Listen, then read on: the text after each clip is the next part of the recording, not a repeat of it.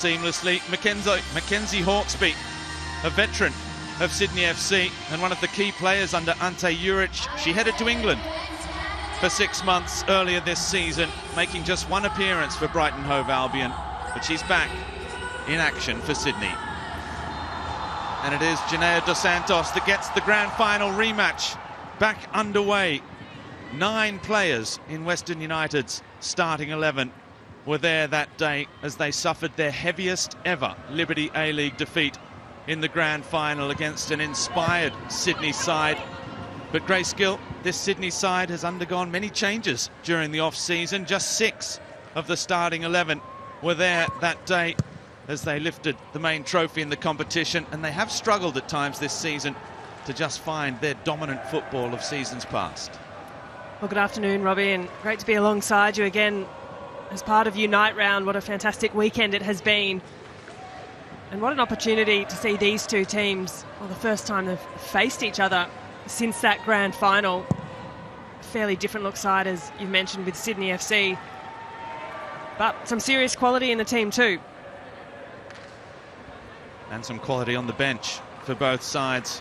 Hannah Keane, last season's top scorer, and Courtney Vine is there as well. We just saw the Sydney FC injured captain. We talk so much about ACL injuries in football in general, particularly in the women's game, and Nat Tobin on the opening day of the season in the Sydney derby here at Allianz suffered the dreaded ACL injury. Sam Kerr, the latest to have suffered it. Janea Dos Santos, that ball cut out in midfield. Early touch for Chloe Lagazo, who's looking to make the most of this makeshift striking role. Not necessarily a striker as such, but has been amongst the goals, and who knows, a player with a lot of big game experience for the Matildas as well. If the Matildas are looking for goals, Grace, we know they have been when Sam's not there. Well, that's the thing with a player like Lagazo. She's got the experience. Given her age and time in the game, she can slot into a role that in years gone by has been a little unfamiliar for her, and what a job she's done this season so far. 8 goals for the Matildas as well, as Tumeth leaves it all the way back for Jada Wyman. Was outstanding in the grand final, has been outstanding this season again. Jada Wyman, who set that Liberty A-League record, 9 matches without conceding a goal 2 seasons ago. McLean, Wyman, Thompson, the American central defender who was signed to replace Nat Tobin. Here's Princess Abini. Good switch of play. Taylor Ray now on this right-hand side.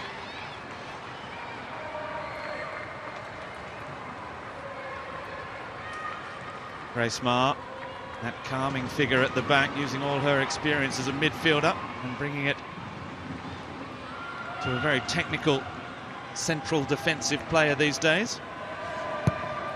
Well, yeah, when you talk about a ball-playing centre-back, Grace Maher has slotted into that role really comfortably, spending most parts of her career in central midfield, a holding midfield role, and just dictating terms. But now she's doing that from the back alongside Alana Cern. Not the highest centre-half pairing, but certainly 2 players who can pick a pass. Vlanic is also at the back, at left back for Western United. Taranto, foul, says the referee. Well, this game was always going to have a little bit of heat about it. Both teams just trying to settle things early, get their foot on the ball. It's a warm afternoon too at Allianz Stadium, muggy conditions. I'm sure that'll play into a little bit what we see, especially in these first minutes, as both teams just trying to feel each other out a bit. Papadopoulos turning the ball over, but she's won it back immediately, intercepting Shea Holman's pass forward. Here's Maher again, receiving from Cern and inviting TJ Vlanic forward down the left-hand side. Lagazo finding a little bit of space in the middle of the park with Emma Robers. Again, these two sides who have exchanged victories in their brief rivalry, 2 wins apiece. Even if Sydney FC do have the jewel in the crown with that 4-0 grand final victory. Western did win the qualifying final by 1-0. Hannah Keane, who's on the bench today, got the only goal of that game to qualify Western United for the grand final in their first ever season. She's actually the only Western United player ever to score against Sydney FC. 3 goals so far. There are 3 Sydney players who have braces against Western United. So maybe 2 wins apiece, but Sydney with 7 goals scored against Hannah Keane's 3 for Western United dominate the goal difference. Although we know that counts for a little less these days in the A-Leagues. Blanic just has her ankles clipped there by Aidan Keane. And Casey Rybert looked to play advantage, but Blanic ultimately couldn't continue there. A free kick, and unsurprisingly, it'll be Blanic to stand over it as well with that left boot. And she's been in the wars early. That earlier challenge from Tumeth was robust as well. Blanic is back on her feet, and she's an important left foot taker of free kicks. They've worked this one. Lagazo trying to slip forward unnoticed, manages to get the cross in. And it's Fenton who manages to get the ball clear, but only half clear.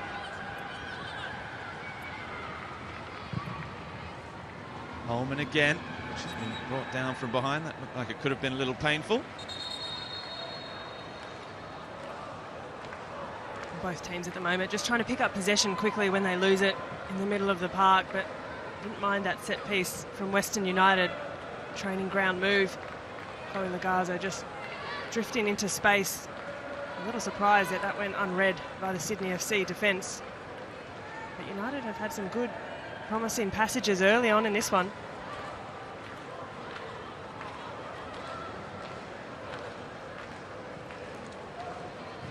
Melissa Taranto with the number 16 on her back. Adriana, the twin sister, number 15. There's Mar with Blanic again. Lagazo coming deep. Finds a yard or two. Getting away from the attentions of Holman, who's doing the one-on-one marking job at the moment as Tumeth intercepts. Sends ball forward.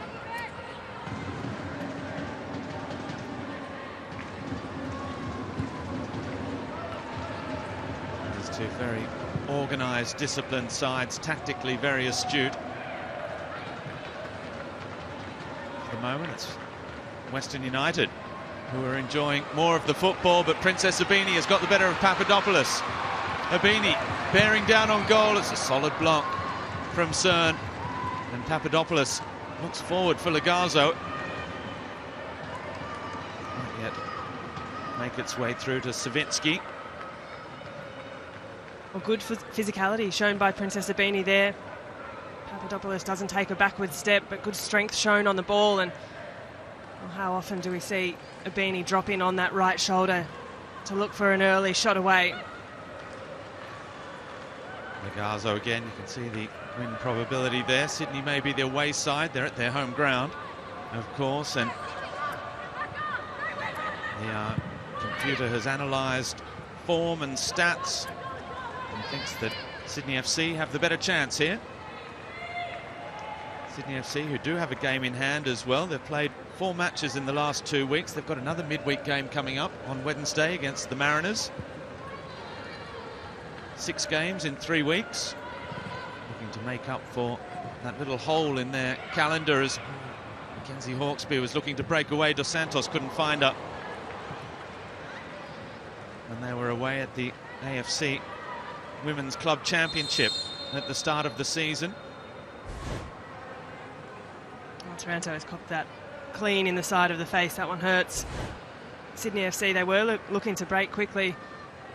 Hawkesby streaming forward, but Western United had done well to hold their line, and despite the stats suggesting otherwise, as you just mentioned, Robbie, it has been Western United who've started this opening 10 minutes, you'd have to say, a little more brightly, spending more time in their attacking half. Confirmed by the passes in opposition half, nearly double. And final third entries. It's been one thing dominating Sydney FC this season. It's been an entirely other thing trying to score against them. They've conceded the fewest shots and the fewest goals by some distance as well. The flip side of that is they have the worst attack in the land for a side that brought in a lot of attacking players and has Courtney Vine on their books. That is something of a surprise. Just 11 goals scored in their 10 matches so far. Yeah, it is surprising for Sydney FC, just given their dominance in the past. We know that defensively they often do hold that record, but goal scoring previously has not been an issue for them. But of course today, without Fiona Wirtz, without Courtney Vine on the bench, Lucy Johnson's still injured as well. Shay Connors too. That's Chloe Lagazo to take charge of this first corner of the match. It'll be a in-swinging right footer. The run to the near post, ball to the back, and that was ever so close. Western have it back again. Alana Cern, I think it was, who made contact at the back post, and it looked to be heading in before it hit Sydney FC legs. Just too many bodies in the way. Occasionally you need a little bit of luck as well. Savitsky, her cross-come shot is claimed by Wyman. Well, it was whipped in nicely from Lagazo. Met cleanly by Cern too, and as you mentioned, just traffic legs Sydney FC in the way, and well, we speak about their defence, and there it is in play. They just find a way to keep the ball out of the back of the net. It was Kirsty Fenton that was in the right place at the right time.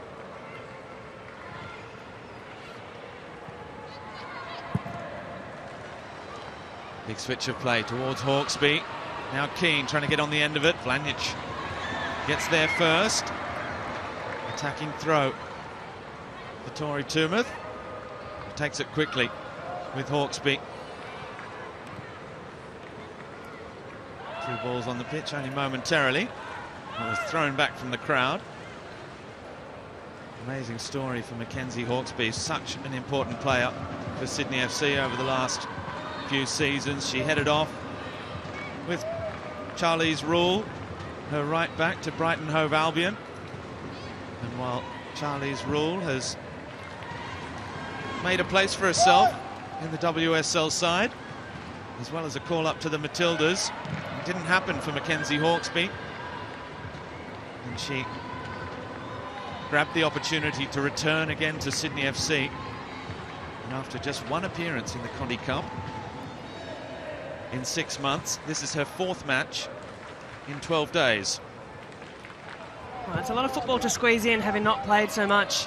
And she was a player used to playing every single minute. We know last season for Sydney FC, tireless in the midfield.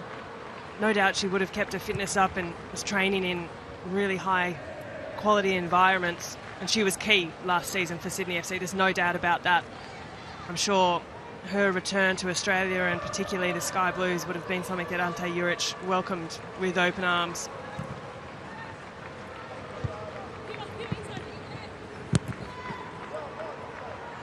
Challenge by Holman. Well played, Melissa Taranto. Sister Adriana is on the right flank there as Savitsky opens up, now gets it wide to Adriana, playing her 50th A-League match this afternoon. Robers couldn't get it past Fenton, and then Fenton couldn't get it past her own player Ray. Well, the Taranto sisters, they're so important for the middle of this Western United midfield. Adriana particularly is having a really prolific season, arguably her best yet. As here come Western United on the front foot, well defended by McLean. She had to nip in at the last moment. It's something that Charlotte McLean does really well, just reading the play, reading the weight of the ball. This is what Western United will look to do, just breaking these moments. Hieda, positive touch, but McLean up to the task. She's enjoying a good season. Kiwa Hieda, Japanese winger. Her first taste of A-League football. Was one of the standouts last week against Melbourne Victory. Lagazo plays it short this time. Ma arriving, dinks it up into the middle. Abini left it, and Alana Cern, for the second time from corners, is denied this time by the woodwork. But certainly Western United right on top. Well, promising signs for Western United. An awkward one at the back for Sydney. A bit of miscommunication about who was going to take responsibility of the ball coming through. Another set piece, training ground piece you'd suggest as well. And Grace Maher again coming in with that left foot, as I was talking about the ball playing centre back. I like the idea of the first time ball in. It's difficult to deal with. Princess Abini, when you're a defender under the ball, your first job has to be get it clear.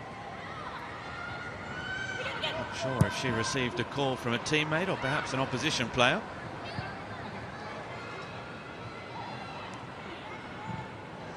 Ray turns and finds Fenton.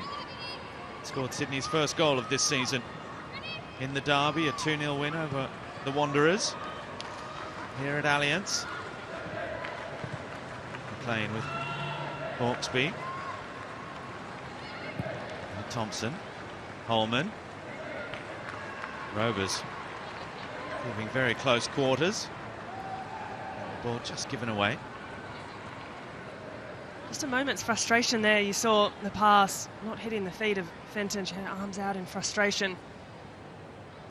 Well, Holman, she's really established herself in the starting 11 for Ante Juric's side. Starting every single game, and of course, talented football family. Certainly the brothers both starring in the Isuzu Ute A-League competition. We'll talk a lot about how Sydney FC are a changed side, so many new players, a couple of which who are injured at the moment as well. But they're also a very young side, the youngest average starting 11 by some distance in the competition this season.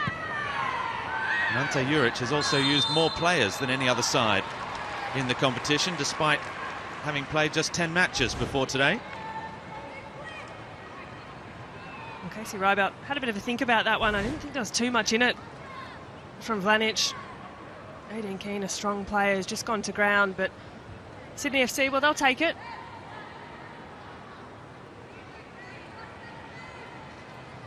So free kick for Hawkesby. Little touch back from Keane. Tumeth gets there. And Grace Maher just clearing the ball when it needs to be.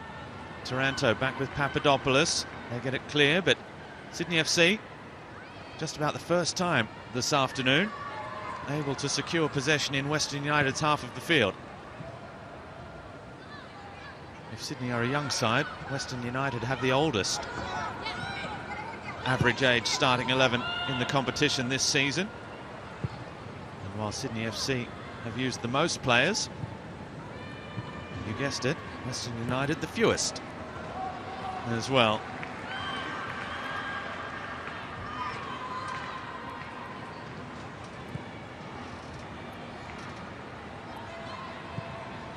McLean, who is the ball player, out from the back as well for this Sydney FC side.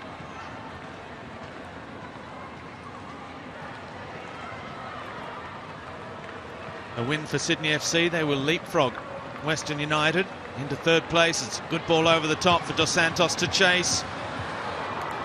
And Hilary Beale, who hasn't had much to do so far today at all, just took a little moment to come out. and close down that space. Dos Santos left a little foot in there, seeing if she couldn't get a touch on the ball.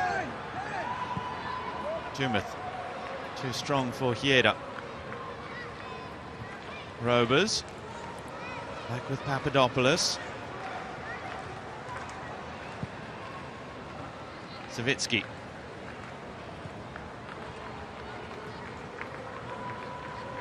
Now Cern,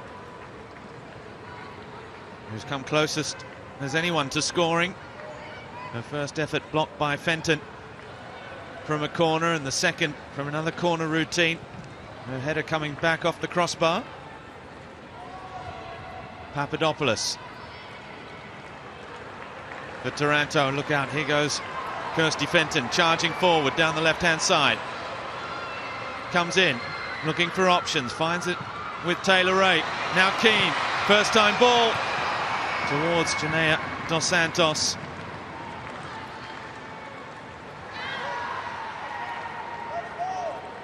And there's Sydney on the counter-attack, showing their danger. Yeah, and that's better from Sydney FC there. Kirsty Fenton picking up the ball in space, driving forward, inviting Western United to close her down, and that was a good opportunity. Ultimately quelled by what was a well-positioned Western United defensive shape. They dropped back in, and Grace Maher was able to intercept neatly.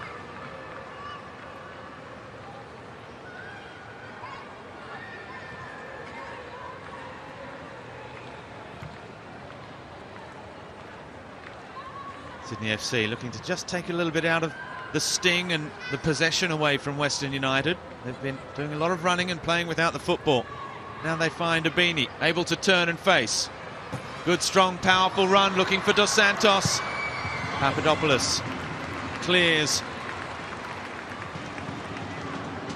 And Fenton wants to get things moving quickly. Hawkesby as well. They have it now. The cross comes in towards the back post. Beyond Keane, out for a goal kick. Let's head down to Tristan McManus, who is with a very special guest. Yes, I am, Robbie. I'm here with Sydney FC captain Nat Tobin. Nat, it's great seeing you here, driving the team on from the side here as well. The question on everyone's lips is, how are you feeling, both physically and mentally? Yeah, I'm feeling really good physically, like just been in the gym, rehabbing.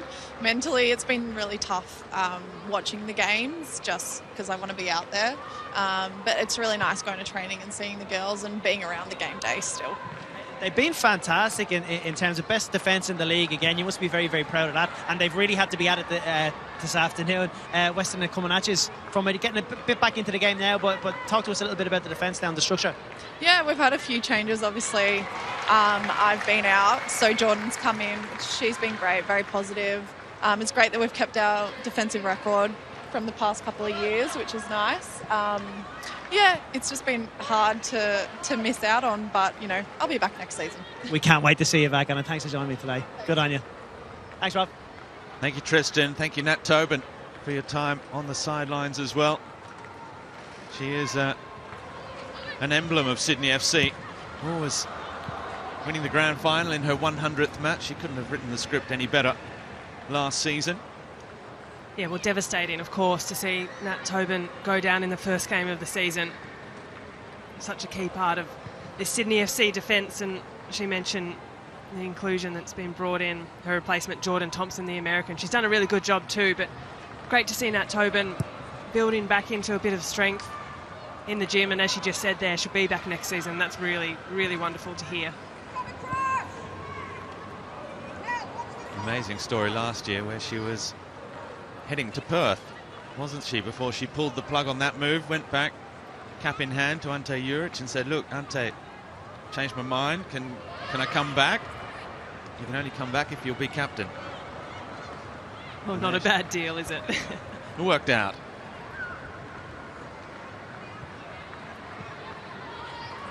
Holman does well with Keane.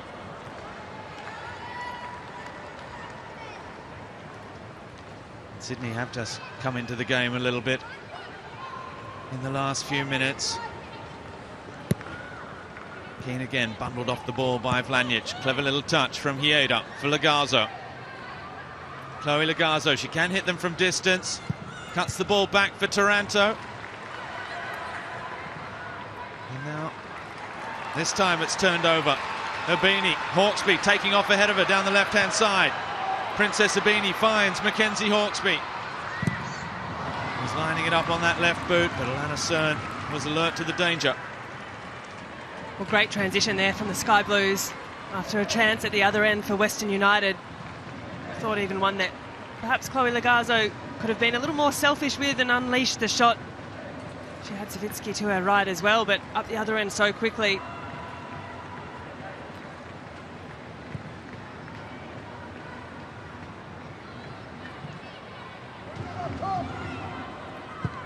Tumeth. Well, both Ray and Keane were coming back towards her for the pass to feet as she went over the top. Lagazo bodying McLean out of the way. She wants a free kick. Referee not interested.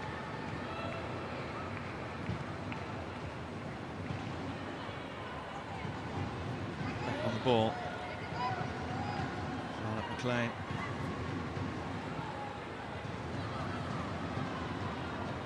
Jordan Thompson, we heard from Nat Tobin, has settled in very well, a very positive influence. Spoke in the pre-match press conference for Sydney FC about how much she was loving living in Sydney, and also how much she was aware that this was a very big rivalry and a very big game for her side.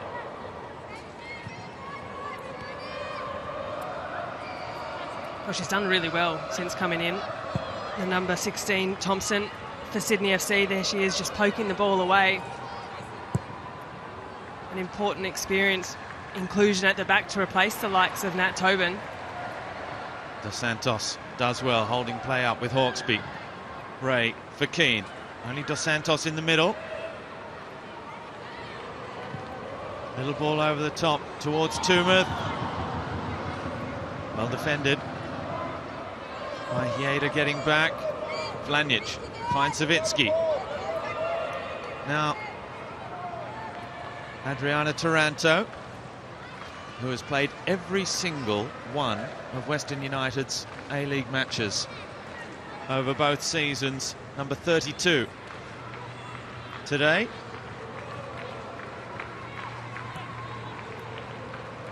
To go with the 18 she played for Melbourne Victory, that's the half-century today for her. Twin sister on the ball, still has, I think, 8 matches to go before she gets there. Keane again. Hawksby back again, and Western United very organised. They're repelling. It's only been a couple of times Sydney FC have been able to transition through them, often through this lady, Princess Abini, on the charge again, but that's a good challenge from Taranto. Well, that passage of possession just came from, yet again, another Charlotte McLean interception. She does so well to read the pass of the ball and just nips in front and creates something for her side. Jordan Thompson under pressure. Lagazo's done well. Thompson makes amends, but the effort from distance from Emma Robers over the crossbar. Well, she has scored from that kind of range before. Emma Robers, very capable, as Lagazo just tries to get that back on her right foot. Well read on that occasion by Thompson.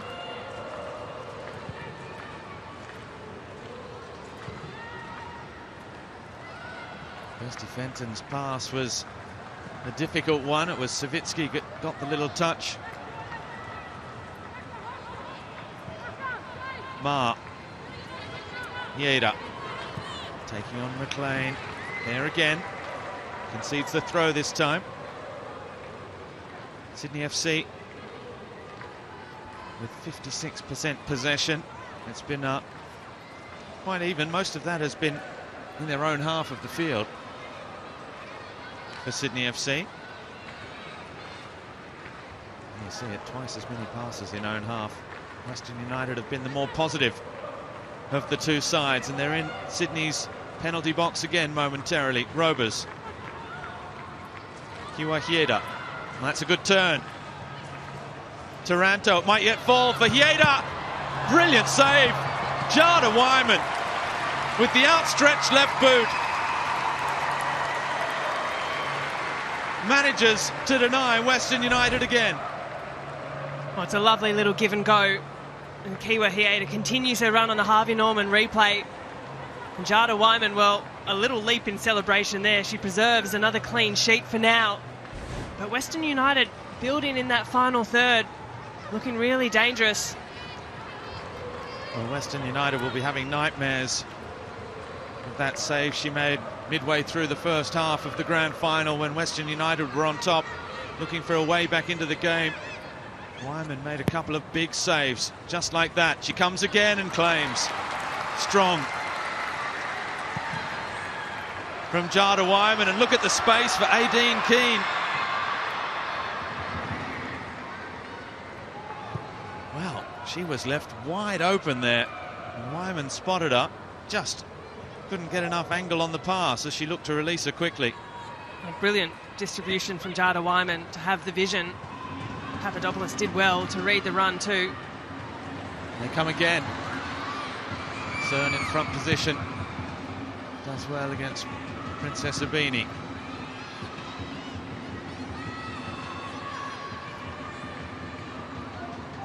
Taranto.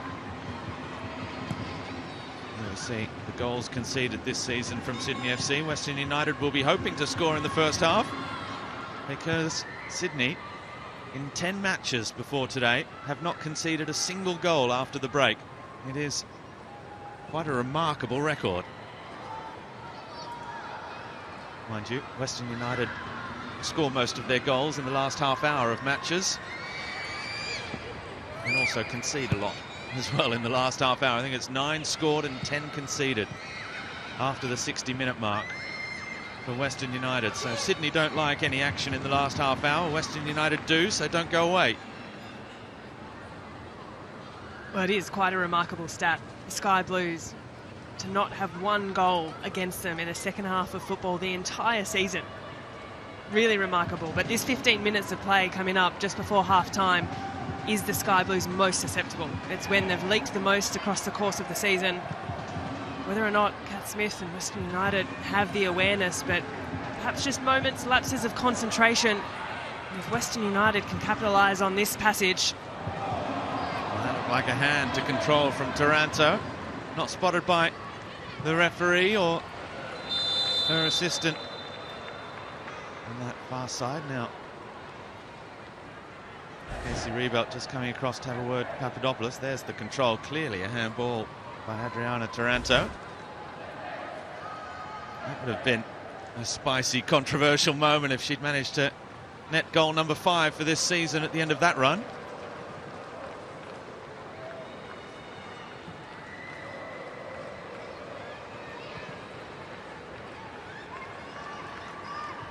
Six shots to 4 in Western's favour. They've hit the crossbar as well. For Alana Cern.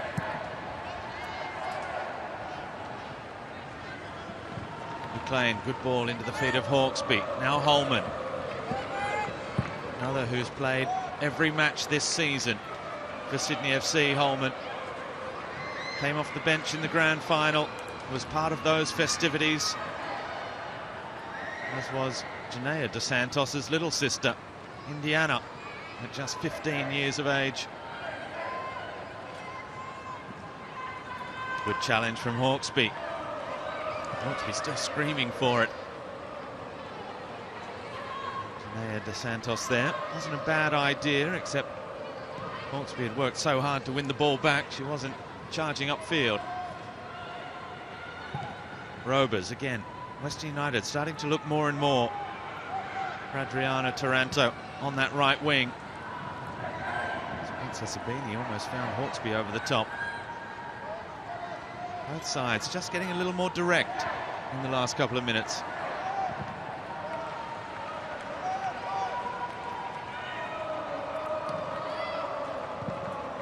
Reismar unflustered as always at the back. Lagazo does well. Kieda's touch a little too casual.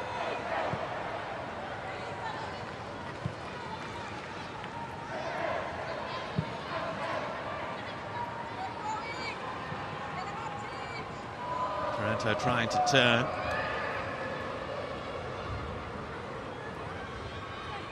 Santos again with Abini. Fenton. Again asking a lot of Holman. Sydney FC players have been warming up. They're making their way back towards the bench at the moment. As Sydney come forward down the right-hand side with Keane. So many of the fans in attendance with one eye on the game and another eye on Courtney Vine and wherever she may be at any given moment. Grace Maher does well with Lagazo. Spotting a little bit of space, going past McLean and Holman. Very elegantly done by Chloe Lagazo. Now wide Taranto. Oh, and the flag up for offside. That is frustrating. Yeah, disappointing there from Taranto after what was really a dazzling run up the middle of the park from Chloe Lagazo, breaking the lines on the dribble. But you've got to be aware of that. If you're the widest player, you look across the line, you've got to know your body in space. Disappointing outcome at the end of what looked like a promising passage from Western United. Chloe Lagazo won't be happy either as Abini. Big switch of play again for Keane. She gets there, loses a shin pad along the way against Vlanjic. Keane, she's done nicely. Looks to accelerate again though. Can't get there. Yeah, well defended once more from Western United. Aiden Keane finds herself in a good position to chase that one down, but really comfortable on her left foot, always looking to cut it back into that more preferred side. She took it on her right on that occasion, but didn't quite have the acceleration to find the cross.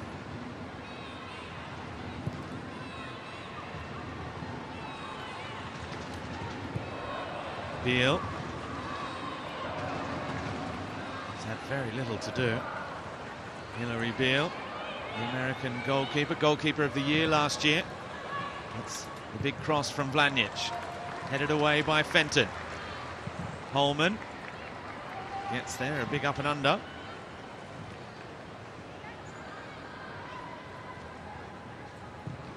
Again, Western United will build again.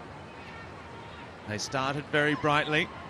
Sydney FC fought their way back in, and again, just the last few minutes, Western have tried to seize back the initiative. Beautifully done again from Grace Maher. Picks out Adriana Taranto. Sister Melissa. Now Papadopoulos. Rovers able to turn and find Lagazo again. Closed down quickly, but still got it. Lagazo. Can't get it back from Taranto again. Now a little bit of space for Hieda against Tumeth. Just hesitated a moment and that was enough. Tori Tumeth to turn it behind. It's going to be a fourth corner of the match and a fourth for Western United. Sydney FC with a bit of defending to do. Again, Chloe Lagazo, you've got to say she's centrepiece at everything, looking for little give and goes. Really comfortable with the dribble, the ball at her feet, and two, she'll jog over again to take this corner.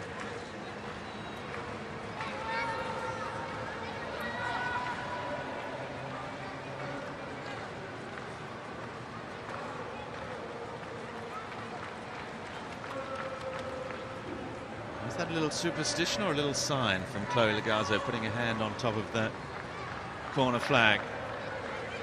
There's the arm raised. Ball driven in low. Again, Cern at the back post with a third opportunity. I think it was Robers who tried to get the glancing touch at the near post. They have looked dangerous from set pieces. Oh, the service from Lagazo is excellent. Whipped into a dangerous area, or driven, in fact. But no surprise that Sydney FC have conceded just the one goal from corners this season, and you can see why. They scramble at the right moments. There's some instinctive defending there, and they're positioned well. Good challenge again from Alana Cern, back doing her defensive duties. He's been the biggest threat in an attacking sense as well so far. Taranto's exchange passes. Ball forward to Robers, it falls to Lagazo. Lagazo still, is there space for the shot? Difficult option in Vlanjic, but she's got it. Lagazo comes again on the right foot now, the chance to shoot, deflected wide by Jordan Thompson. And Western United are turning up the wick again. Yeah, no, nice from Western United, really nice. Chloe Lagazo once more. It was the drop of the shoulder for me to afford herself a bit of space, get the shot away. Solid deflection. Just as the half-time ticks closer and closer, it's Western United who have really had comfortable possession in the final third and creating more chances. And there it was again. We'll have to ask Chloe about that. Touch the flag again. The last one was left arm raised. Right arm. Let's see where we go. Again, it's driven into that near post area. Perhaps it was right arm last time as well. Well, she's just touched the top of the corner post again. Corner flag again, rather. So, Robbie, you might be onto something here.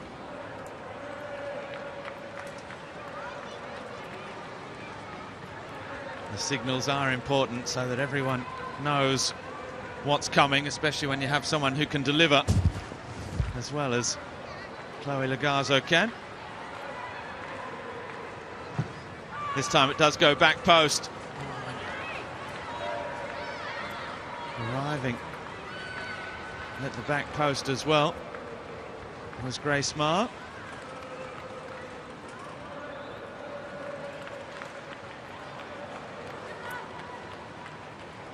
Running repairs done to our effects mic down in that corner.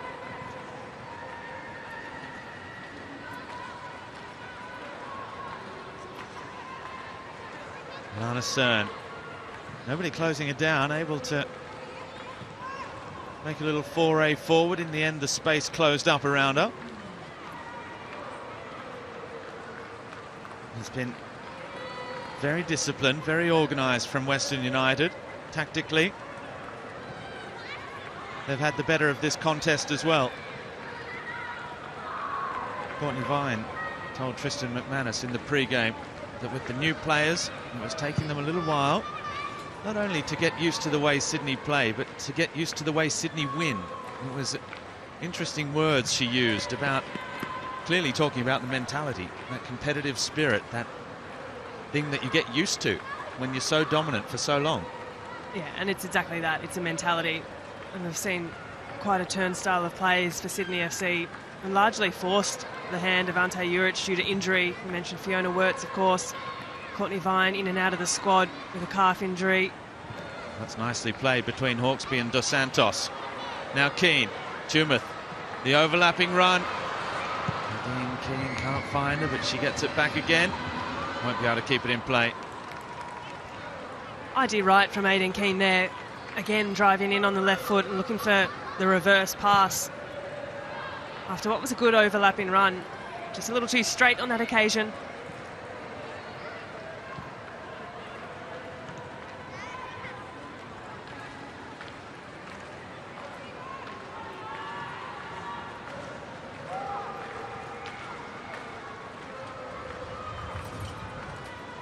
Papadopoulos taking on Urbini, does well. Savitsky with Robers.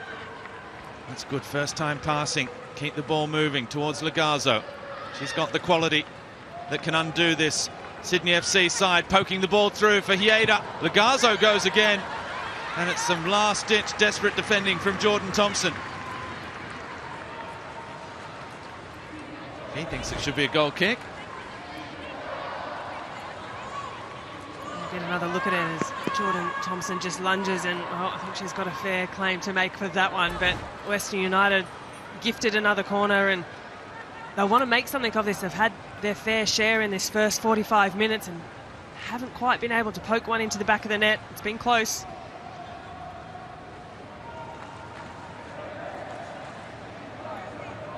Vlanjic. Checking the effects, Mike. Checking the corner flag. And now ready to deliver. Near post, it was the in-swinger, but too much in-swing. Unable to test Jada Wyman in just the seconds before the half-time break.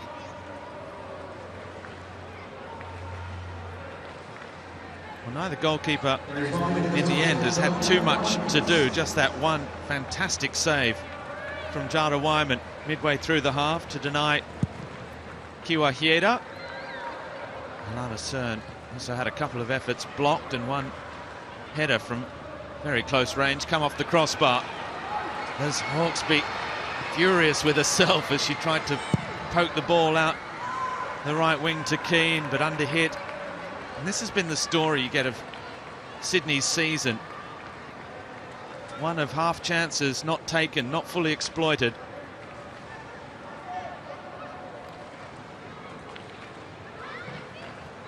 Hawkesby, who has a fantastic goal-scoring record, 14 of them for Sydney FC, but also plenty of assists as well.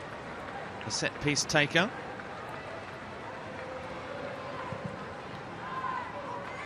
Not that she's had a corner to get her teeth into so far.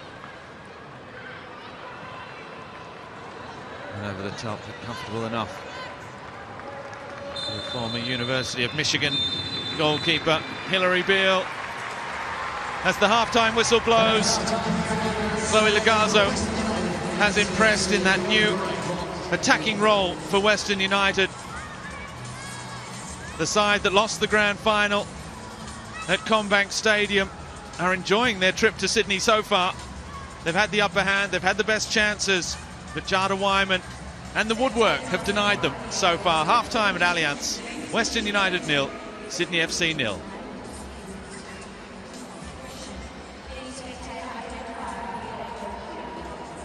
Brilliant from Wyman. We'll be analysing that and all the rest with Tara and the girls in the half-time show coming up.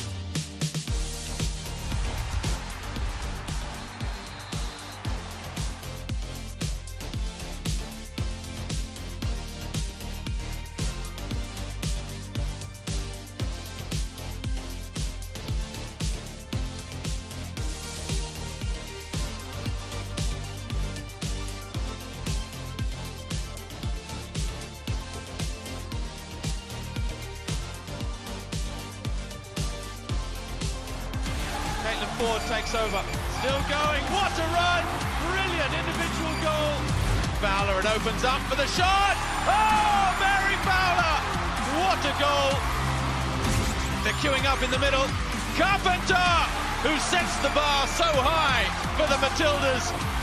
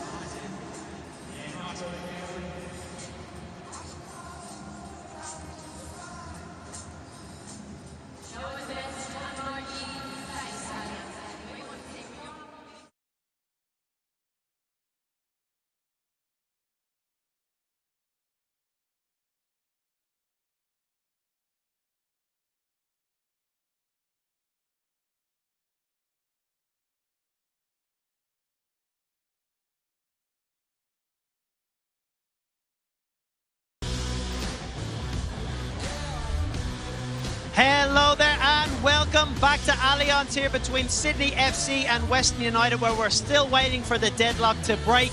Of course, everything happens in the last 30 minutes in a Western United game, as it is the Unite round. There is currently another game going on at the moment in Combank Stadium. That game has already kicked off. It's at half-time. It's between Melbourne City and Western Sydney Wanderers.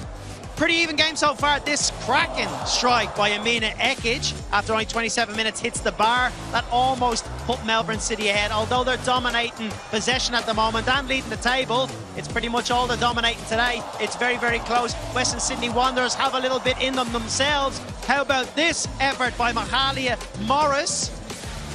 That's closing in on half-time. A fantastic save by Prowell. for Melbourne City. So not too much going in that game. I just yet waiting for the deadlock to be broken there with the league leaders. The second half here is less than 1 minute away. We'll see you then.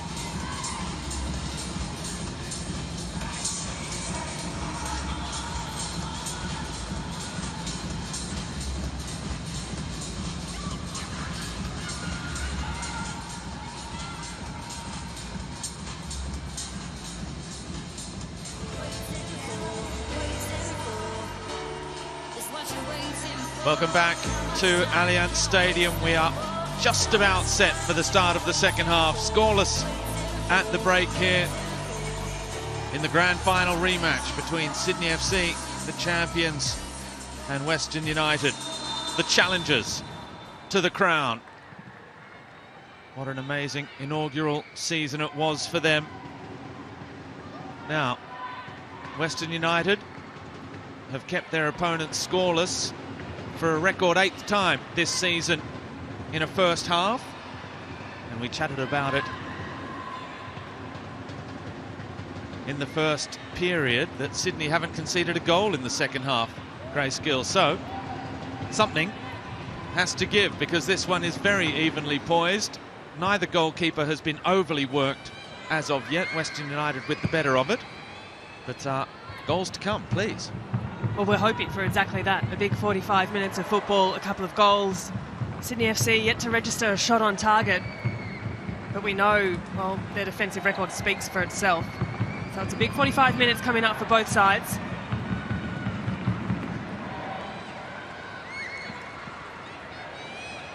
Jordan Thompson sees it out of play with a goal kick. She's toiled hard, she's been prominent. Kiwa Hieda. This makeshift Western United attack. No Carly Johnson, the former Sydney FC youngster as well. She's missing through injury. She was part of that grand final team back in April as well. No Hannah Keane, she's on the bench, struggling with a soft tissue injury just at the back of the thigh. There's Jada Wyman, who's called upon to clear. But that didn't stop them last week, putting 4 past Melbourne Victory.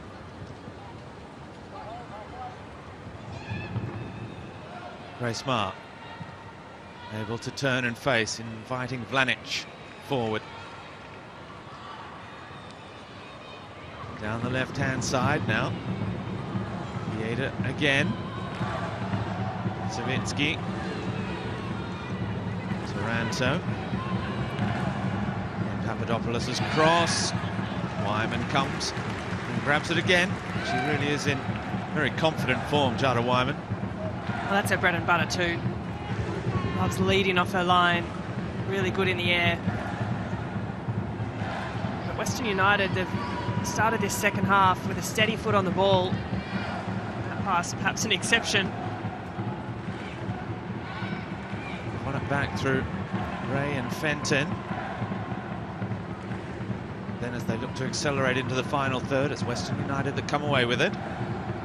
Melissa Taranto with Grace Maher. No surprise from what we've seen in the opening 47 minutes that Grace Maher has the most touches and makes the most passes in this Western United side.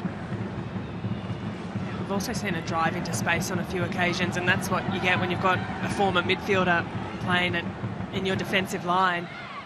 Comfortable in tight spaces, delivering, picking out those passes, and then just recovers well into a rest defence position.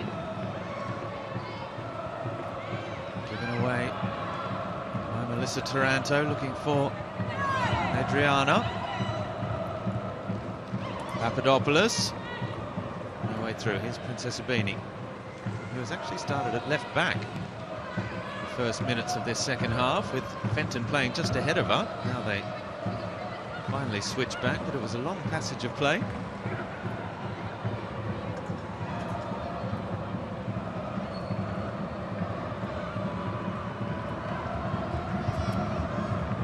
Both sides have struggled a little bit to have that presence up front in that central attacking role. We talk about the makeshift attacks and the lack of a familiar striker for each side. Here's Dos Santos, 17 years of age, has just caught offside. The set pieces have been Western United's biggest threat so far. There is Hannah Keane, last season's top scorer. Only 2 so far this campaign. That's a great ball for Hieda. Once again, McLean across to intercept. You mentioned Janaya Dos Santos, her first start of the season, so it's a big afternoon for her. And there's been a lot said about Chloe Lagazo in a sort of newly found role a bit further up the field. She plays a bit more of a false 9, comes and collects the ball a lot. And as a result, there's not that really high target player, as you sometimes see teams set up.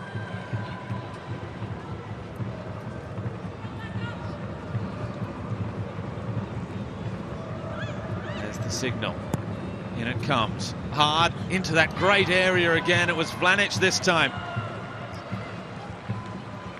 Set pieces are causing Sydney FC real problems, but they are yet to find the back of the net. Well, the deliveries from Lagazo couldn't be better. Really hard driven crosses, nice trajectory. And if Vlanic could just redirect that goalward, had great pace on it.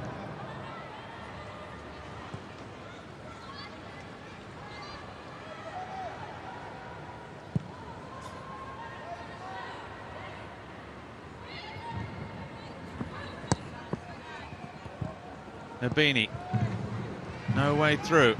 Holman, tackled from behind by Rovers, who put her hands up immediately. She knew she'd given away a free kick. Fouled her opponent as Hawksby looks early for Keane. Can't find her. Tumeth. That's a good turn. Shaped to go back outside, then came inside, but just ran in to a wall of green and black.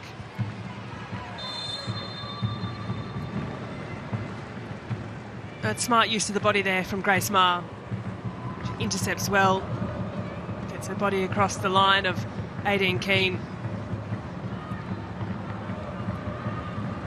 Perhaps could have had the advantage, but nonetheless, Western United come away with possession. Just might be a turnover here. Hawksby will be in an offside position as she shoots. Casey Rebelt says play on, despite the flag going up. Will allow the advantage as Hilary Beale has the ball. You see the line there, Hawksby in an offside position, well and truly. Now space for Papadopoulos down this right-hand side, quickly with Taranto. That's a good challenge from Kirsty Fenton. She's given it away again, though. Taylor Ray wins it back, looks to release Keane. That's a clever pass. Plenty of space. Vlanic coming across in cover. Keane comes back in onto her left foot. And again, the move breaks down just when it needs to step up to that next level. What about the release ball from Taylor Ray?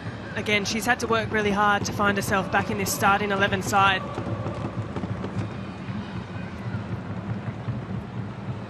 Sydney FC fans trying to cheer their side to go to that next level. Lagazo, she's been instrumental so far. It's a good pass for Rovers, whose control just lets her down.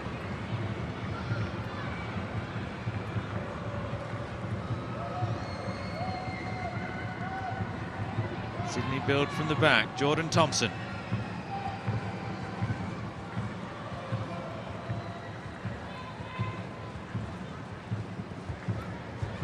It's turn to give it away.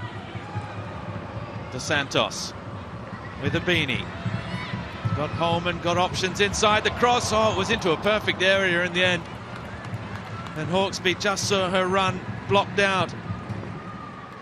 You see the thumbs up. The delivery from Abini was excellent. Orchards-Beale comes off her line, hesitates, tries to retreat. That's the exact kind of service that Sydney FC need to be putting into those dangerous areas.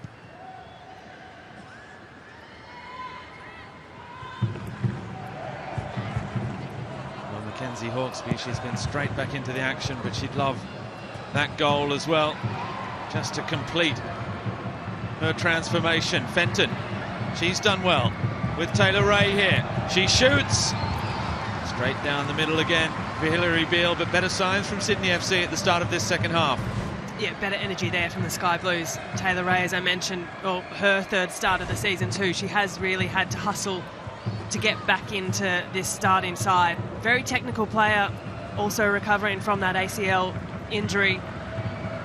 She lashes a shot away, but it's better signs for Sydney. Is there a hand there? No, says the referee. Thompson with McLean.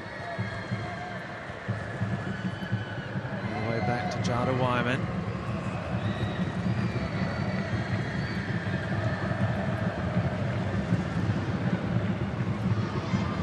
Will she be part of that Matildas squad for the Olympics in Paris in a couple of months' time?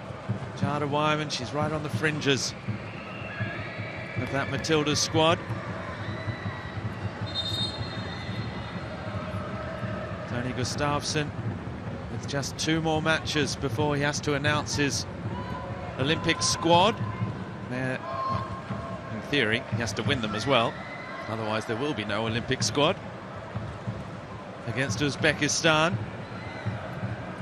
Playoff away and then at home in Melbourne at a sold-out Marvel Stadium in late February. Here's Abini inviting Kirsty Fenton forward. Sydney FC have their first corner of the afternoon. That's really good industry shown by Kirsty Fenton. The inside underlapping run. And the pass 2 from Abini perfectly weighted into the stride of Fenton.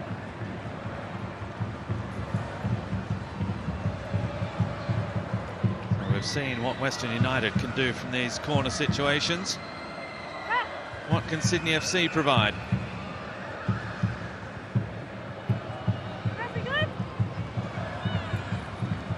Hawkesby, short with Abini.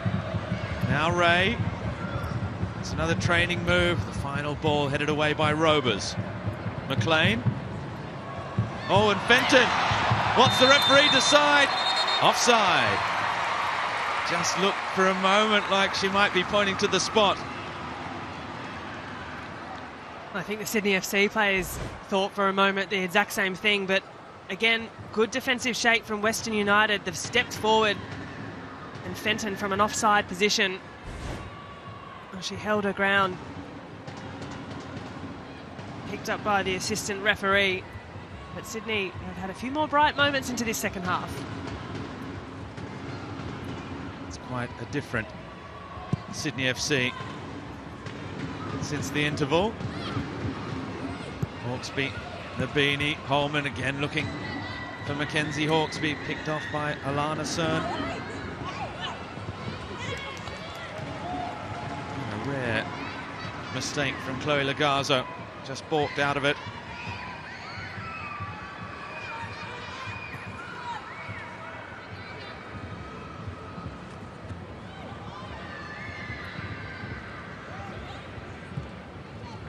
Good challenge, Holman.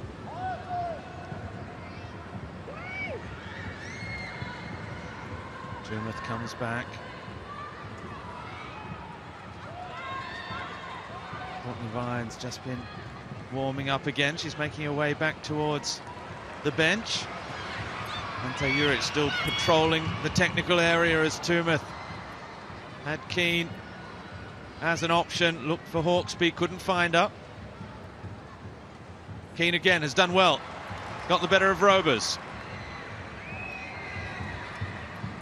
Now Tumeth. Across. Never looked like coming back. Out for a goal kick. Keane had space to drive in on her right. Got to cut back towards her left, and, well, here is a big moment on the sideline for the Sky Blues.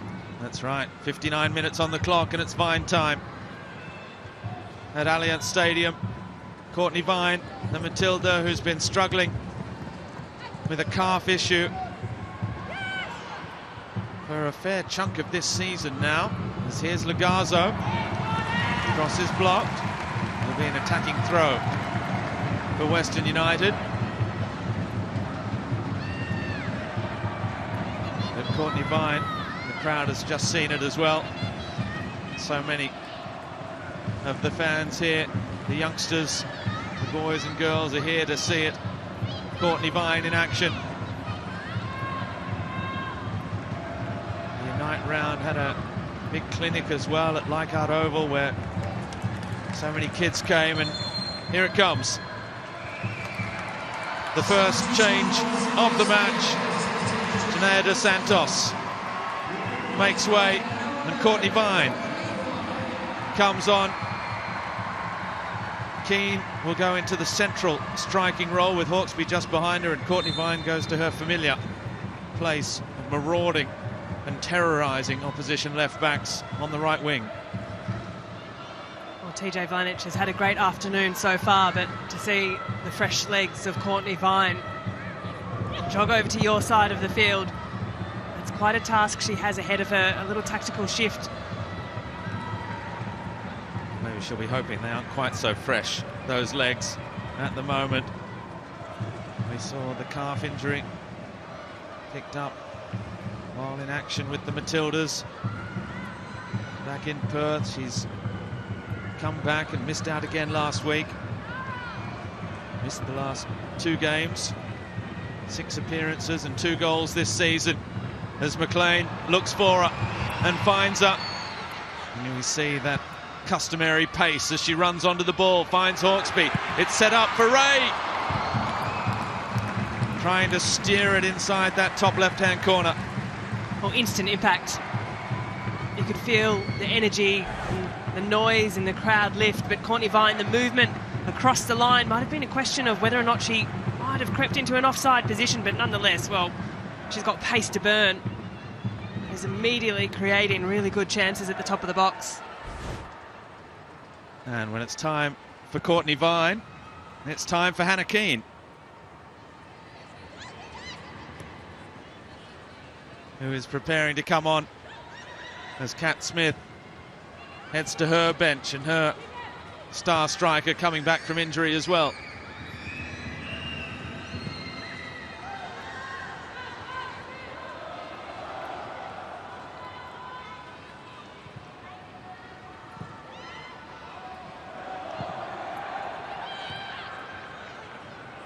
Vine picks the ball up and takes on Rovers straight past her. Blanic was following her all the way in. She was looking for Hawkesby out on the right-hand side. Cern finds Chloe Lagazzo. Lovely balance and control from Lagazzo. Gets it out to Adriana Taranto. Melissa. Goes down by Taylor Ray.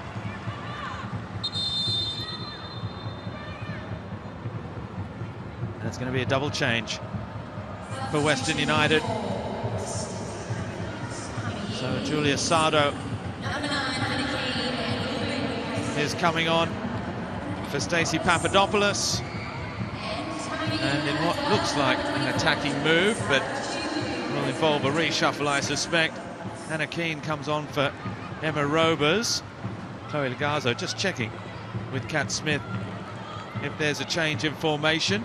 Savitsky has headed straight back alongside Melissa Taranto in that holding midfield role.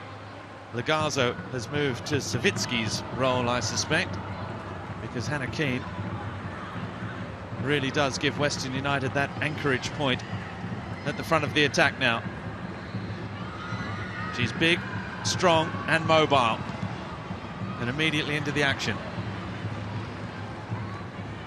Well, smart substitutions there from Kat Smith. A couple of fresh legs in the likes of Hannah Keane. Well, we know she's a recognised goal scorer. And as well, Stacey Papadopoulos worked so hard this afternoon. And Julia Sardo just to provide some assurance. Once again, it's plucked out of the sky confidently by Wyman, who releases Kirsty Fenton. She's got a beanie ahead of her. Looks with Ray, but again, Western United are occupying the space. One over the top from Taylor Ray for Princess Abini. Julia Sardo back at right back to a keeper. Grace Marr, as cool as ever.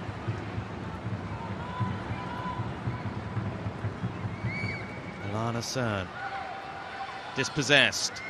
Good ball from Hawkesby for Vine. Courtney Vine looking to make space on that right boot. She's so quick, squares the ball. There's nobody there. Well, she's so explosive.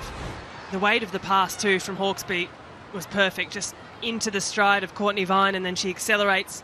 Alana Cern with a lot of work to do. Does enough in the end. Certainly giving an injection of energy into this Sky Blues forward line.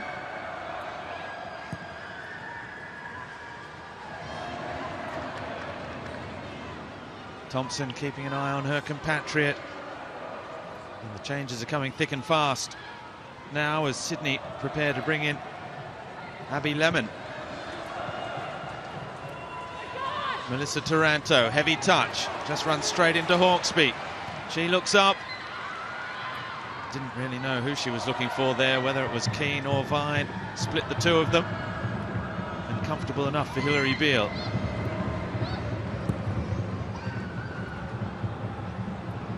Savitsky has to be careful under pressure.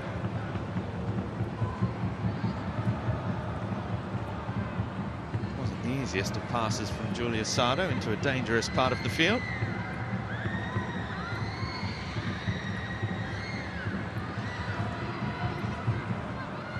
It's also something we haven't seen too often.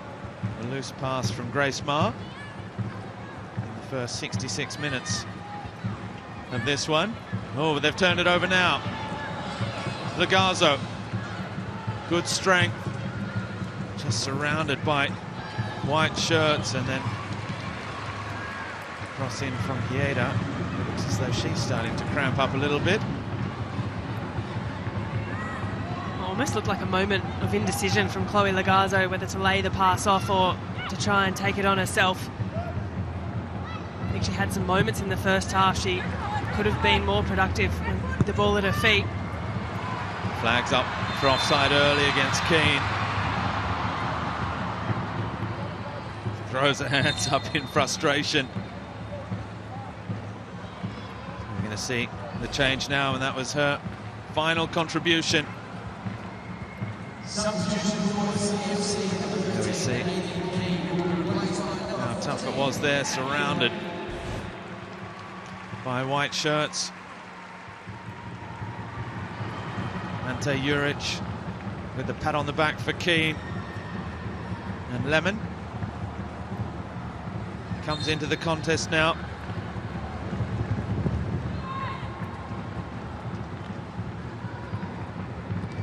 Seven appearances last season for Abby Lemon. Still looking for that first ever A-League goal. Vine, might find her if she just got a more solid touch on that. She might have been able to bring the ball under control. Well, she's been used as a real utility player for Ante Juric. Abby Lemon, number 14 in midfield. She's been deployed in a defensive fullback position, and well, she's come on what looks pretty close to be a central striking role. So add that to the list. Versatility important for a player, and Abby Lemon, a technical one at that.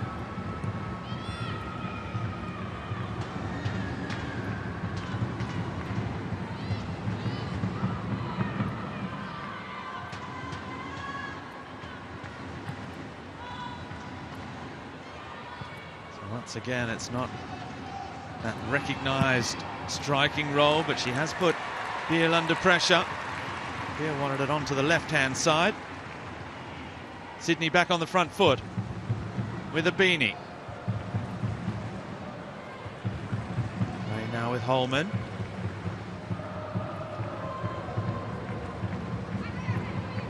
Sabini looking for the cross. Courtney Vine gets there. Brilliant play. And Courtney Vine, 10 minutes after coming on, bursts into the area, uses her pace to perfection and turns the ball home. It is Vine time at Allianz Stadium. Well, that's clever play by Sydney FC. The immediate impact of Courtney Vine, the pace she possesses and the threat on the Harvey Norman replay. Well, this ball from Princess Abini is excellent. Pierces the Western United defence, which has been so strong all afternoon. The first time touch, the outside of the right boot, and that's a Matilda's quality right there in Courtney Vine. A brilliant finish. Just a moment's hesitation, but we saw about 10 minutes ago Princess Abini put a great ball into a similar area where it caused hesitation at the back, in between keeper and defence. Courtney Vine pounced on the occasion, her third goal of the season after the 1-1 draw against Brisbane Roar and the 1-0 victory over Newcastle. It may not be the flourish of goals, but they'd settle for it, Sydney FC. As it stands, it's a win that would see them leapfrog Western United up into third place on the ladder.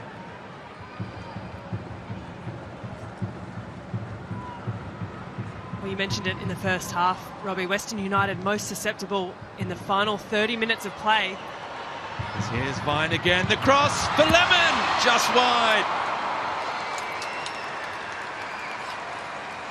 Well, so close. She's quashed the opportunity.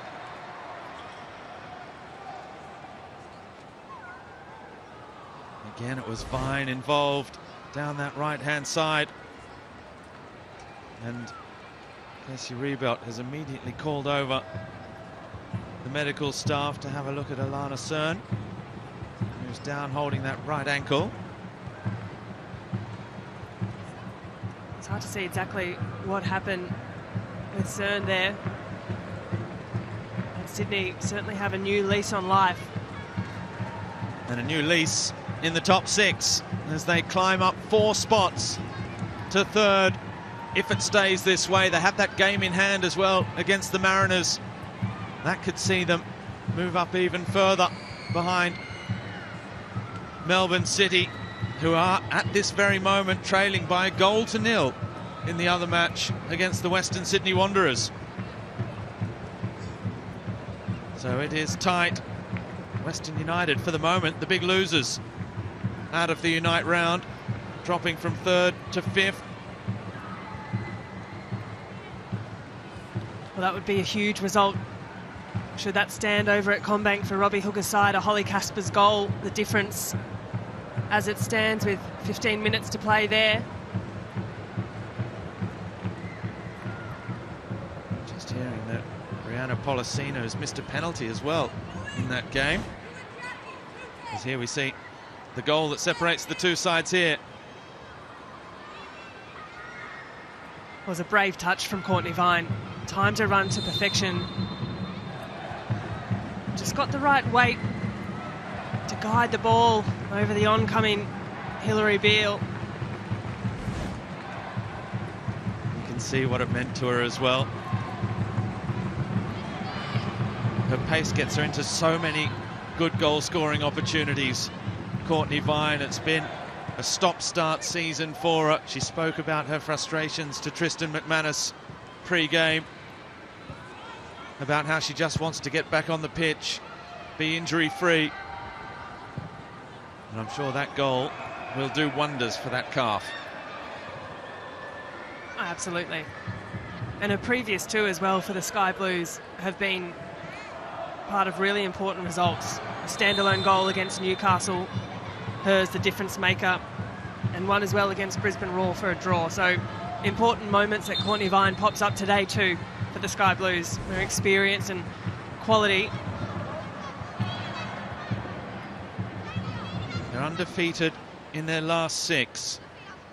Goals have been hard to come by as Hieda has fallen there. I thought she was suffering from a little bit of cramp earlier down on that far left wing, and I think that's what the issue is again here. In that 6-match unbeaten run, they'd scored just 4 goals. Sydney failed to score twice, but only conceded 2 goals as well in that period.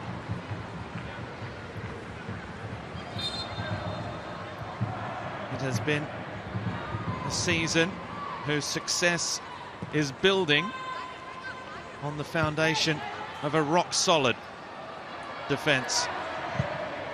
As Taranto tries her luck from distance, it will take something pretty special to beat Jada Wyman from that kind of distance. As we were saying in the first half as well, the Sky Blues yet to concede a goal in the second half of football all year. No doubt Ante Juric will be keen to hold on to that statistic, a pretty special one. Lana Cern recovered enough there. Hieda just getting a big push in the back from Fenton.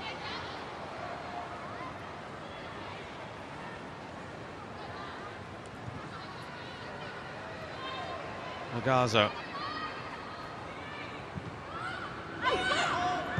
She's come a little bit deeper. Western United in this second half have struggled to bring the same danger to the Sydney FC goal. The introduction of Courtney Vine has certainly sown the seeds of doubt as well in the back line. Western United a little more nervous, playing a little deeper. As here's Vine on the ball again. We've barely seen Hannah Keane since she's come on. Having said that, she dispossesses Shay Holman. Lagazo has it. Perhaps there'll be something on for Weston, but it's given away this time by Sado. And that's a good ball up the line. I think Lemon may have been the intended target, but Abini has run onto it. Her crossing has been excellent. Abini, one way then the other, off Sado and out for a corner.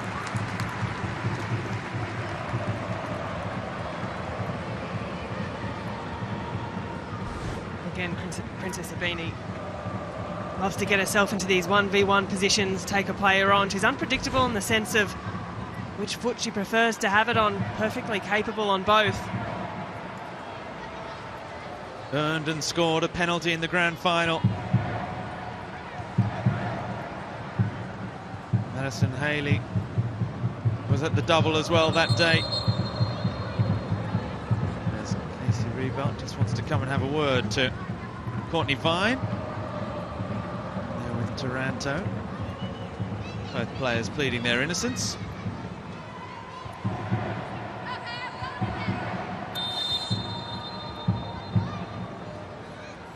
Hawksby, deep ball back post beyond Toomuth and Fenton, the two big fullbacks for Sydney FC.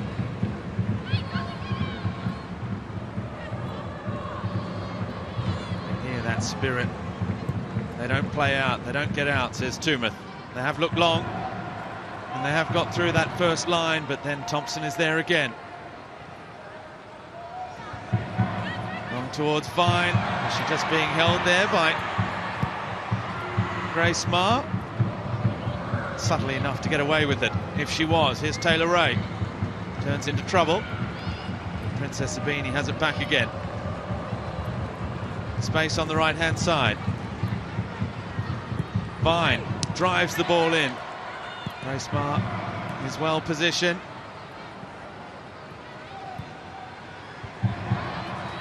Vine's 1-2.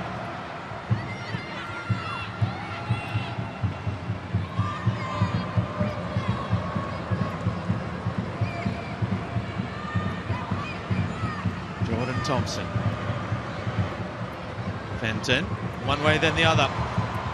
Past Yeda, not past Sado.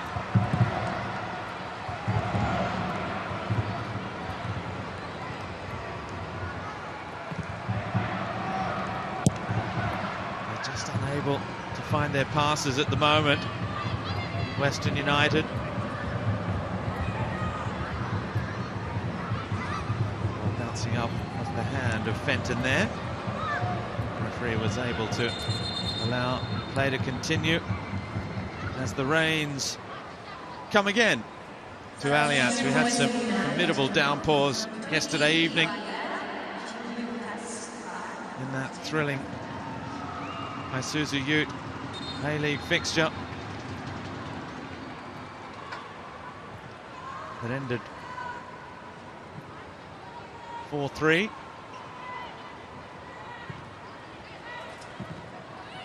The rains come again here. Sydney FC unable to find a way back against Adelaide last night. And now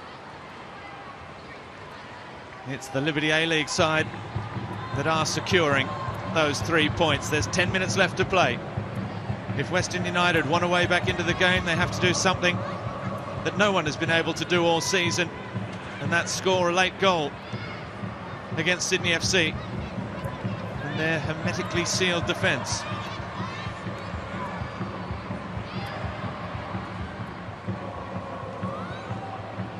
Well, the rain's threatened all afternoon. A heavy, muggy afternoon in Sydney, and finally the clouds open up. It'll change a little bit the dynamic of this game, make the surface a little slipperier. Passes are going to have to be measured well, and Kat Smith, well, she's turned to her bench again. Avani Prakash, such a talented young player for Western United. Really exciting prospect for the future, and in a few appearances so far with the side, she's proved a classy young talent. Replacing Kiwa Hieda, starting to suffer with cramps. The 5th appearance of the season for the under-20 Australia international.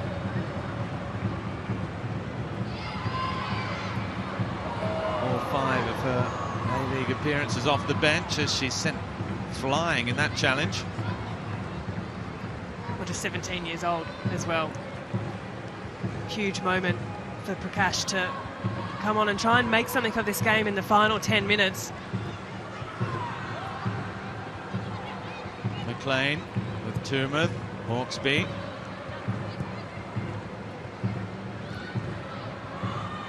Ray with Lemon, ball over the top for Vine. She's forced a little bit wide, but she'll keep it in. Now looks for an option. Hawksby looking to steal it away from Grace Marr.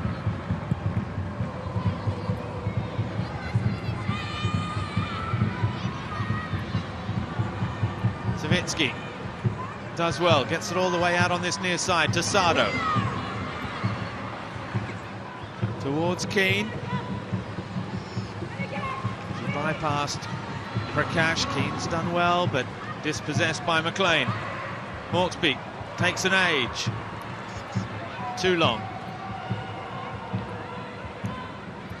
Grace Marr, who said this week that she disliked Sydney FC just as much as any Western United player who was a part of the grand final.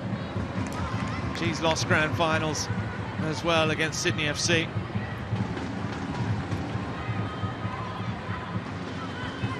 And this one will be a bitter pill to swallow for Western United. At least they have Hannah Keane on the pitch now. At least she knows what it's like to score against Sydney FC. Appeals for the handball, waved away. Lemon, good pace. Ma got back, Lemon trying to curl it to that top left-hand corner, and it's tipped over by Hilary Beale. And now the Western United players bring their remonstrations back about that handball. They feel they were denied at the other end. Well, they're strong appeals. As we have another look at this save from Hilary Beale, just swats it over the crossbar. Abby Lemon did really well on transition.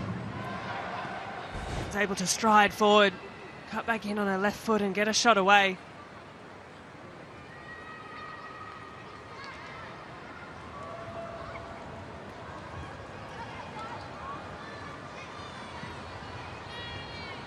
Corner number 3 for Mackenzie Hawkesby from this near side in the second half. And Keane ready to attack it in the middle of that 6-yard box. It heads deep towards Fenton, nodded back. Sardo, bundled over by Kirsty Fenton.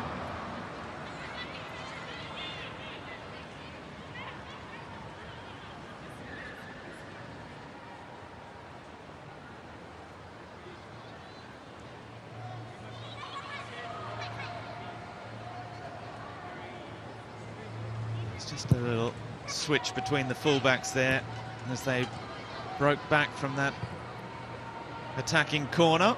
Tumeth and Fenton. Princess Sabini with Tumeth. Holman. Good ball into the feet of Hawkesby. Back for Holman again. Vine wants it in behind. It has been a torrid afternoon for Vlanic ever since Courtney Vine was introduced. Here's Fenton. Right foot cross. Makes it all the way to Abini. Danger for Western United averted by Alana Cern. 5 minutes to go, plus stoppages. Can Western United pull this one out of the fire? There's never been a draw between these two sides, who met 4 times last season for 2 wins apiece.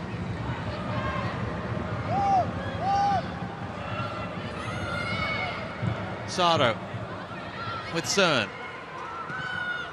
Drives it towards Keane, who finds half a yard of space. Lagazzo blocked by McLean. Fenton charging forward. Savitsky across in cover. Fenton still coming. Waits for the option. What a change in complexion this second half has been. If you recall that first 45 minutes, terms completely dictated by Western United, Chloe Lagazzo pulling the strings. It's been a different prospect in this second half. To illustrate that, Sydney easily back onto the front foot again. Lemon for Hawkesby. Just overhit her touch beyond Cern and out for a goal kick. It was Cern who hit the crossbar in the first half with a header. There's a series of Lagazzo corners caused all sorts of havoc in the Sydney FC box. At the half-time break, Sydney FC hadn't registered a shot on target to Western United's 2. Into this second 45, one of those figures has changed, and it's not that of Western United's. Sydney, with the ascendancy, a lot more play in their attacking third. Lots of pressure on the ball as well. They've been a much improved side. Tumeth has stretched and stayed down.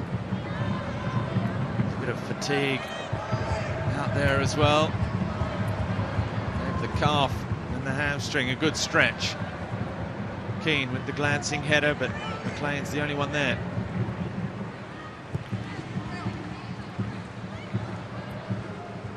Wyman with not much sympathy for the ginger Tumeth having to just accelerate again.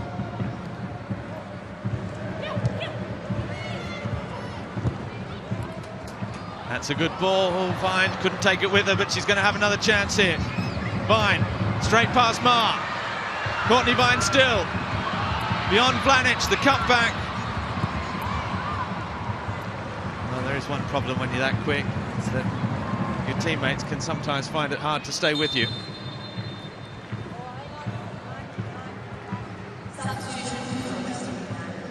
Another change coming for Western United now. It's going to be Natasha Dakic, who comes on for Adriana Taranto, whose 50th A-League appearance brings neither a goal nor a point for the moment, although that could yet change.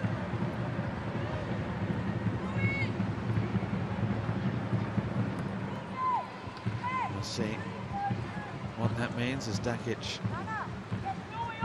has a word to Robers as well, the 24-year-old, one of many to have played for Calder United.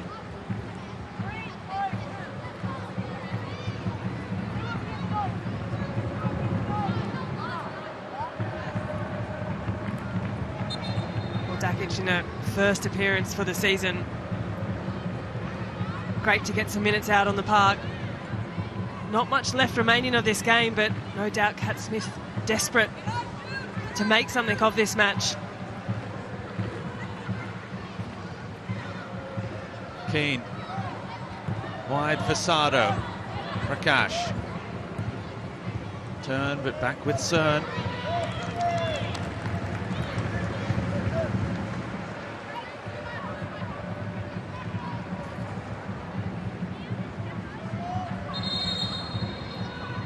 Grace Maher moved to a sort of makeshift left-back, central left-back position, because Sado's still there, unless Sado's pushing up to a sort of 3-4-3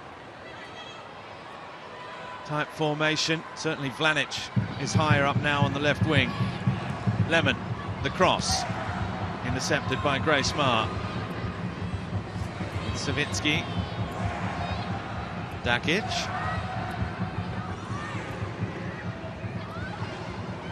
A little bit rushed, but they've found Chloe Lagazo, who does well. Now Keane. On the throw. Western United are going to have to start to be a little more direct here. Running out of time.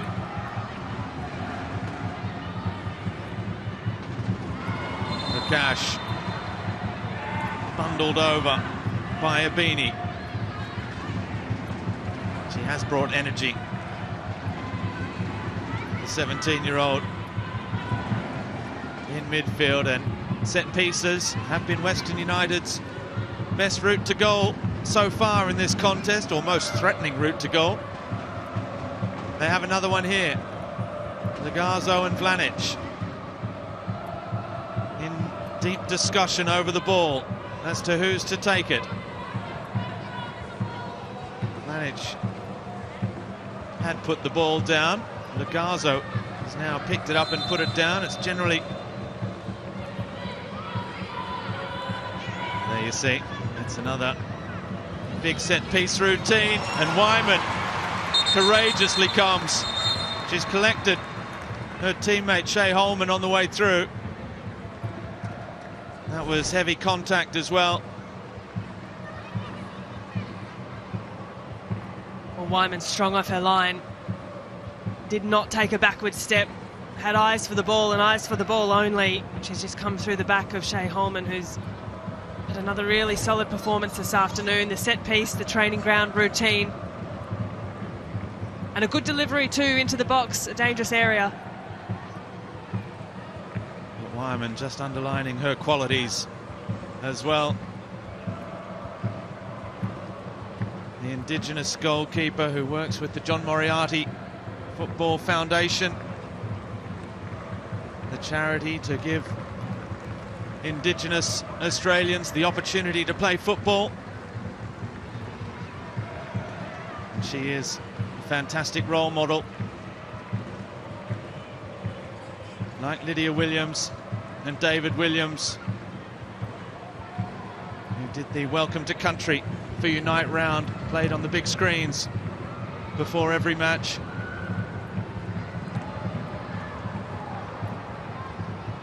One over the top for Princess Abini.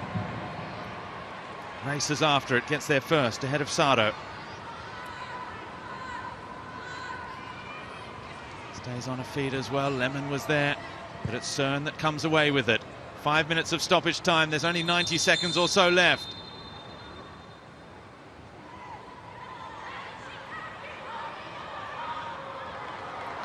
Now, it's a yellow card for Shea Holman. Now, did she not leave the field of play, or did she run on after receiving treatment and not await to be brought back on by the referee? I think that's what the yellow card is for. Yeah, it looks exactly that's what that yellow card's been given as we tick over into this last minute of stoppage time. United just desperate to throw one last chance at the tail end of this game. Make something here. The youngster, Avani Prakash. What can she do? Cern's ball is a good one into the area. Savitsky is there. Can they produce something right at the death? Western United. Cern's ball back in towards Keane. It's bouncing around. Flanich will get on the end of it. Grace Maher now. Can she find the delivery? Closed down by Courtney Vine. Flanich again. The 5th minute of stoppage time. And it's another free kick. Another opportunity for Western United. Flanich wants to take it quickly. Well, this is surely the last kick of the game, the last chance for United. They need every player, every possible option in the box. Hilary Beale just asked the question, can I go? Denied. Flanich's ball in. The head up. Looping towards the back post. From Dakic, hooked back in. And Wyman, who's been safe as houses all match, is so again. Gets there ahead of Hannah Keane.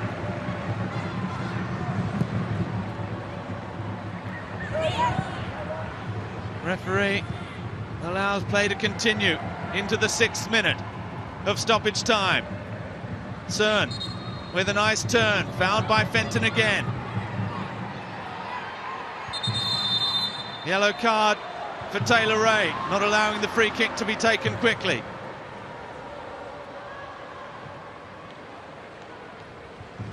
Maher, that's a good ball. Lagazzo still full of running, but McLean is another who's been excellent today. So good at reading the play. The long throw. Savitsky.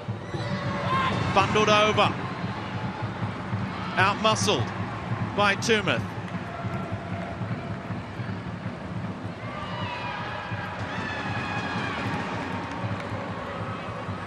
Now Savitsky has it again. Toomuth sends it back into the stands.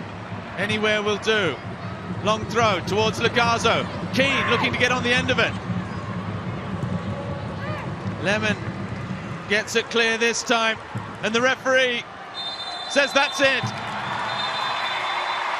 There is no grand final revenge for Western United, because after a scoreless first half, the introduction of Matilda Livewire, Courtney Vine, proved to be the difference. Her 3rd goal of the season, 20 minutes from time.